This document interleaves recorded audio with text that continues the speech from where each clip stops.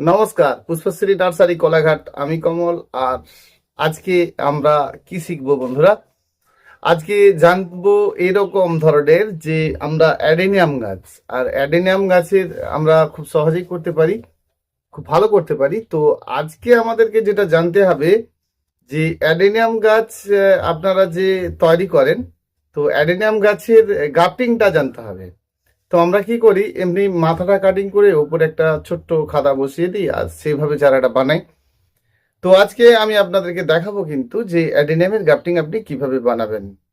তো অ্যাডেনিয়ামের গাছ গ্রাফটিং বানাতে গেলে কি কি কাজ করতে হয়, আর যে কাজের জন্য আপনারা সহজভাবে ঠিক দেখার পরে সেরকমই করছেন, কিন্তু পরবর্তী অবস্থায় দেখছেন যে কেউ পচে যাচ্ছে, দেখুন একদমই নষ্ট হবে না। আর সেইগুলোই আমি আপনাকে বলার চেষ্টা করছি, যাতে আপনি নিজে একটি অ্যাডেনিয়ামের গাছ বানিয়ে করব। প্রথমত এরকম ধরনের পলিথিন নেব। দেখুন, এগুলো হচ্ছে কলম বাঁধার জন্য। আপনারা এরকম কলম বাঁধার পলিথিন নেবেন।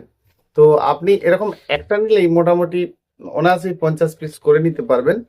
তো এটা আপনি কিভাবে কাটিং করে যে বানাবেন আর কি, যে এই যে টেপটা আমরা টেপ দিয়ে এমনি দিয়ে বেঁধে দিই না, সেরকম না। ধরুন আপনি এই পলিথিন নেবেন, কেমন? এবার এই পলিথিনের দুই মাথা রয়েছে, দেখুন। একদিকে তো আপনার যেমন রয়ে যায় জানেন, তো একদিক থেকে কিন্তু আপনারা এটা খুলে নিতে পারবেন, তা ওটা খুলবেন না। এবার আপনি যেটা করবেন, তো যেই পাশটা খুলে যায় ওই পাশটা নেবেন আর কি। ধরুন এই পাশটা খুলে যাচ্ছে, দেখুন এই পাশটা খুলে যাচ্ছে, আপনি এই পাশটা থেকে ঠিক সমানভাবে রোল করতে থাকবেন। দেখুন এইভাবে রোল করতে থাকবেন। এই পলিথিন কাটাটা প্রথমত আপনাদেরকে জেনে নিতে হবে, কেমন? সুন্দর করে আপনি এটিকে রোল করে নিলেন। আপনি মাল্টি গ্রাফটিং কিভাবে করবেন, তো সেটাই আমরা করব আর কি আজ। দেখুন এইভাবে আপনি পলিথিনটাকে রোল করে নিয়েছেন। বাবা বটি কাটো। এবারে দেখুন, আমরা কোনো ধারালো কিছু দিয়ে, এটা বটি দিয়ে করছি, আপনারা অন্য কোনো ছুরির দ্বারাও করতে পারেন। এবারে আমাদেরকে অনেকেই যেটা ভুল করে ফেলি, এই যে এটা পলিথিনটা আমরা ঠিক কতটা নেব, আমরা অনেকে অনেক সরু করে ফেলি, অনেকে বড় করে ফেলি। তো আমি যেটা করব বন্ধুরা, যে এটা আমরা কিন্তু অনেকেই জানি না। দেখুন কাঠটাও একটা আনুমানিক কেটে ফেললাম। এই যে গাছের কাণ্ড, আপনি কিরকম গাছের উপরে গ্রাফটিং করতে চলেছেন সেইখানটা আপনি মেপে নিলেই হয়ে যাবে। দেখুন এখানটা আমি মেপে নিলাম, আমার এই রকম সাইজের কাটলেই হবে। তো আমরা এই সাইজের কিন্তু কেটে নেব। তো বন্ধুরা আমরা এইভাবে সুন্দর করে কিন্তু মুঠিয়ে করে কেটে নেব। দেখুন এরকম অপোজিটে আঙুলের টিপ রাখবেন আর এটিকে আপনারা কেটে ফেলবেন, কেমন? এখন আমি এভাবে কেটে নিয়েছি, তারপরে আমরা কিন্তু এটাকে ভালো করে ঝুড়ে নেব। দেখুন এভাবে ঝুড়ে নিলেই এটা কিন্তু ডাবল হয়ে গেল, তার মানে এটা 2 পিস করে হয়ে গেল। এবারে আমরা একটা থেকে দুটো পেয়ে যাচ্ছি, দেখুন এভাবে 2 পিস পেয়ে যাচ্ছি, কেমন? 2 পিস হয়ে যাচ্ছে। এবারে আমাদেরকে যেটা করতে হবে সেই বিষয়টা নিয়ে একটু আলোচনা করব। আমরা যখন মাল্টি গ্রাফটিং করব, একটা ডালের মধ্যে 3-4টে দিতে পারি, আবার একটা ডালে একটাও দিতে পারি। তো আমি আজকে আপনাদেরকে যেটা দেখাবো, যে একটা ডালে আপনি একটাই দেবেন। কিভাবে দেবেন, কিভাবে করলে আপনার ভালো হবে সেটা কিন্তু বলবো। ওরা এই যে অ্যাডেনিয়ামের হাইব্রিডের যেগুলো রয়েছে, এগুলো যতগুলো গাছের ডাল ততগুলো কালার। তো এরকম আমি আজকে 50টা বাঁধবো। তো যেটা আমি বলতে চাইছি, যে এই ডালটা কবে কেটেছি, আপনারা কি করেন যে আজকেই কাটলেন এখনই বাঁধলেন না, এই ডালকে আমি কেটে কিন্তু একেবারে ড্রাই পাকিয়ে ফেলেছি। দেখুন সব শুকনো শুকনো হয়ে গেছে। দেখুন এটা থেকে আমরা কি করতে পারি, এটা থেকে আবার শেকড় গজাতেও পারি। তাহলে এরকম ড্রাই থাকতে হবে, তারপরে কিন্তু আপনাকে এভাবে শুকনো মাটিতে বসাতে হবে, কেমন? তাহলে আপনি শুধু গ্রাফটিং নয়, আবার এ থেকে চারাও বানিয়ে নিতে পারবেন। তো আমি দুটোই চাইছি, যে আমি গ্রাফটিং করব আবার চারাগুলো বানাবো আর কি। তো আমি যদি চাই, এই ডালটাকে শুকনো করেছি কিন্তু, ধরুন আর 5 দিন আগে কাটা রয়েছে, কাটার পরে আমরা এমনি ফেলে রেখে দিইনি, শুকনো মাটির মধ্যে এগুলোকে রেখেছি আর কি। এবারে আমাদেরকে যেটা করতে হবে, যে আমার মেয়ে কিন্তু দাঁড়িয়ে দাঁড়িয়ে শিখছে কিভাবে, আপনাদেরই মতো কিন্তু ধীরে ধীরে প্রশিক্ষণ নিচ্ছে, সবে মাত্র মাধ্যমিক দিয়েছে। বাবার নাম বল। ও, তো কি নিয়ে পড়াশোনা করবি? সায়েন্স নিয়ে পড়াশোনা করবে। তো কথা হচ্ছে যে এই গড়াগুলো আমরা কি ফেলে দেবো না, আর এই ডোগাটা ঠিক কত বড় নেব, এই ডোগাটা আমরা আমাদের মতো করে নেব আর কি। ধরুন আপনি এই ডোগাটা ঠিক তত বড়ই নেবেন, এই ডোগাটা কতটা কেটে ফেলছেন সেটা বুঝে, কেমন? তা ধরুন আমি এই ডোগাটা আমি এইখান থেকে কেটেই ফেললাম সোজাকে সোজা, কেমন?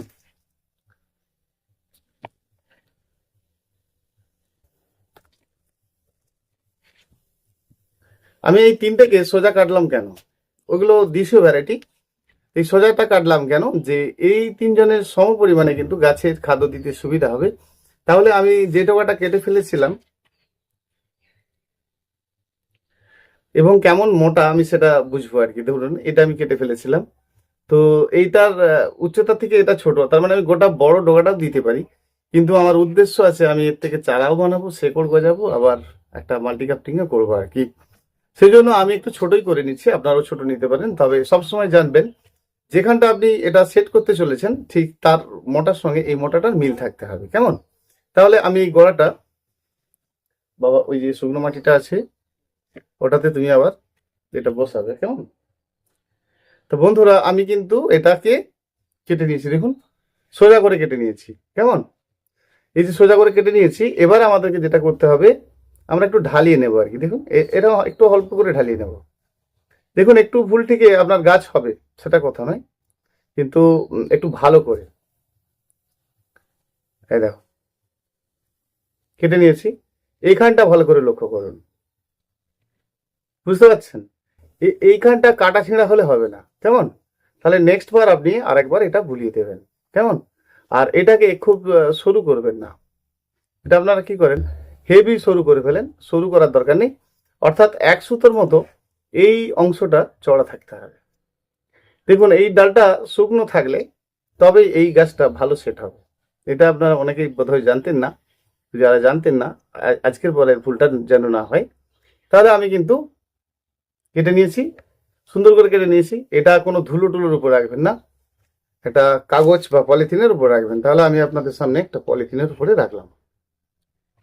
এবারে আমাদেরকে যেটা করতে হয়, আমরা কি করি অনেকেই, যে এইটাকে নিয়ে আমরা হুট করে মাঝামাঝি চিড়ে ফেলি, তাই না?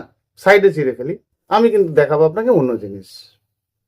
এই দেখুন এই মাথা থেকে এই মাজার পর্যন্ত আসবেন, অর্থাৎ আমি এরম ঢালিয়ে নেব, এই ব্লেডটাকে এরম ঢালিয়ে নেব, ঢালিয়ে আমি এখান অব্দি চলে আসবো।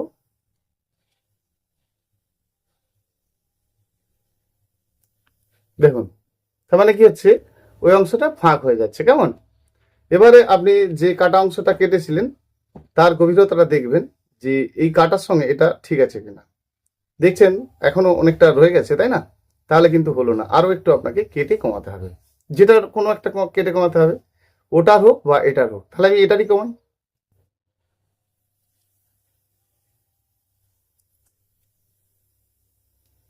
এবারে দেখছি, দেখুন এবারে দেখছি কি সুন্দর ম্যাচিং হয়ে গেছে। দেখুন এটার সঙ্গে ওটার ফার্স্ট ক্লাস একটা মিল হয়ে গেছে।